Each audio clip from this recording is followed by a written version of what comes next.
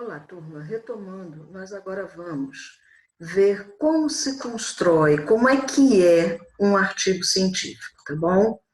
Então, aqui eu vou partilhar novamente a tela, tá? Para vocês acompanharem a estrutura do artigo científico. Cada revista, ela tem as suas regras. Então, não adianta eu dizer para vocês, olha, fonte tal, tamanho tal, tal espaçamento, porque isso depende do periódico. O periódico, ele determina qual a fonte que você vai usar, qual tamanho, qual o distanciamento entre as linhas no parágrafo, qual o adentramento de parágrafo, tudo isso vem nas normas de publicação dos periódicos. Todas elas, eu repito, estão dentro das normas da ABNT, mas a ABNT permite flexibilizações. Então, vai ter revista que, por exemplo, na hora de vocês colocarem as referências bibliográficas, em lugar de querer o título do livro em negrito, vai querer em itálico. Tudo bem, é possível dentro das normas da ABNT. Então, vocês sempre vão ter que observar quais as normas que as revistas, os periódicos vão propor para a publicação, ok? Então, vocês vão começar sempre com título, subtítulo, tá? Normalmente é centralizado no alto da página, sempre logo abaixo, cada revista vai ter um distanciamento próprio, né?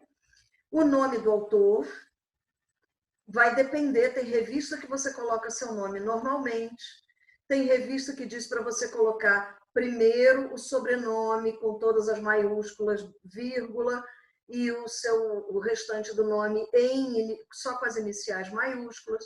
Vai depender do periódico. A sua titulação. Como vocês estão na graduação, então vocês vão colocar graduando em Direito, tá? Se vocês já estiverem formados, né, e já forem especialistas, por exemplo, vocês vão colocar especialista em XYZ, universidade tal, né? Aí vem o sumário, um artigo, normalmente o artigo jurídico, ele vai ter o sumário, da minha área não tem, tá? O resumo, que é em português, seguido das palavras-chave. Não existe um tamanho fixo para o resumo. Há periódicos que colocam assim 8 linhas. Há periódicos que pedem 300 caracteres ou 300 palavras. Há periódicos que colocam 1.500 caracteres. Cada periódico vai ter a sua opção de formatação para o resumo e para as palavras-chave, que normalmente ficam entre 3 a 5 palavras-chave. Você colocou resumo e palavras-chave em português? Se for um periódico mais normalzinho, vocês vão colocar só o de inglês, o abstract e a keywords. Vocês vão colocar. Caso contrário, pode ser que peçam mais um ou dois idiomas. Normalmente, se pedirem, serão ou francês e espanhol, tá? Então, você pode ter que colocar um resumé, mot-clé, enfim, você pode botar em espanhol. Se você estiver publicando em periódico estrangeiro, normalmente o periódico estrangeiro vai pedir francês e inglês, dependendo, né? Dependendo, porque pode ser um periódico estrangeiro que peça também em alemão, pode acontecer. Pode acontecer de também pedir espanhol. Enfim, isso vai depender do periódico, ok?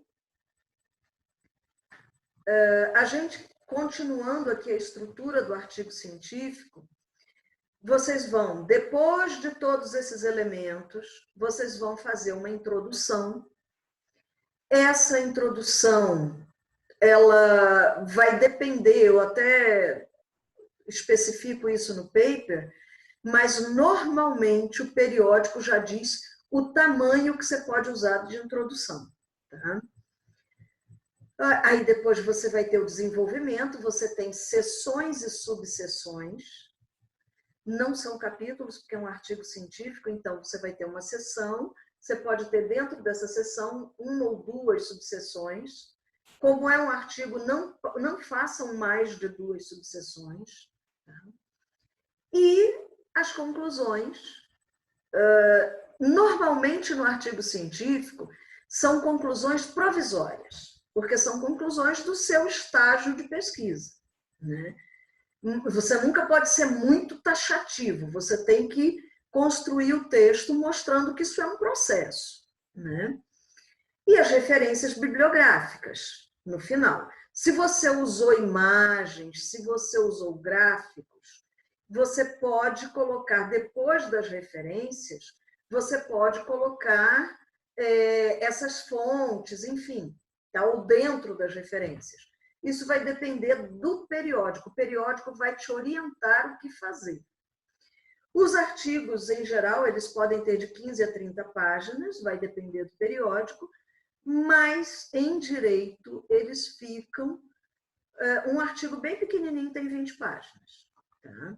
Então, o melhor é vocês ficarem nessa faixa, 20, 30. Tá? Agora, o paper. O paper está muito mais próximo da realidade de vocês. O paper é um trabalho científico como o artigo, mas ele vem em dimensões menores e tem menor complexidade. O paper serve para apresentação em congressos, encontros, seminários. Normalmente, a publicação não é em periódico. A publicação sai nos anais do evento. Atualmente, os eventos eles usam anais digitais. Então, você encontra no site do evento a publicação. Tá? Mas pode acontecer de ter publicação impressa também, é muito mais raro hoje. Há 15 anos atrás era isso que acontecia, mas hoje não. Hoje a publicação de paper normalmente é feita em meios digitais. Tá? A estrutura do paper é muito parecida com a do artigo, mas é menor. Então, você tem o título, subtítulo da sua apresentação, né? Nome do autor, titulação do autor. Se você estiver com o orientador, seu nome, sua titulação, embaixo do seu orientador, a titulação e a instituição do seu orientador. Tá? O resumo, o mesmo sistema, abstract, resumé, mas pode acontecer do evento não pedir em outra língua.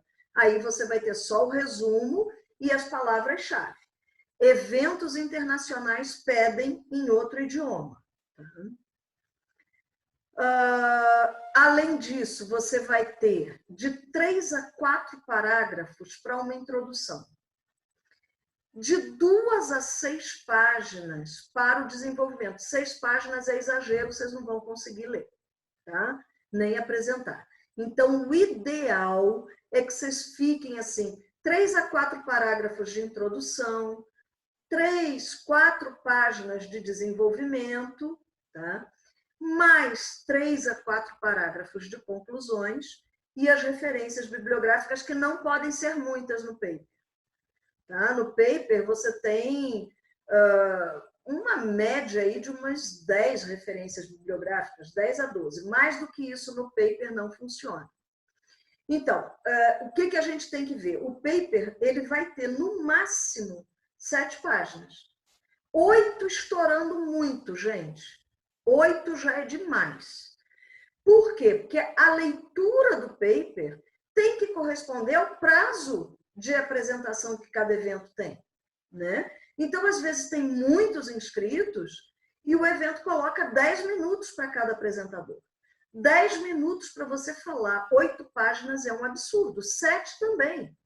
Então, você vai ter que ver o que o evento está propondo para você adequar o tamanho do paper.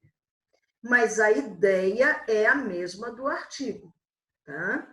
Sempre resultado de pesquisa. No caso do artigo, pode ser um resultado final. No caso do paper, pode ser um resultado parcial. Ok, meu povo? Então, a nossa próxima sequência de aula, eu vou trabalhar com uma coisa que parece fácil, mas não é, que é a construção do resumo para artigo, paper e pôster que vocês vão aprender depois na próxima aula. Ok? Até a próxima sequência.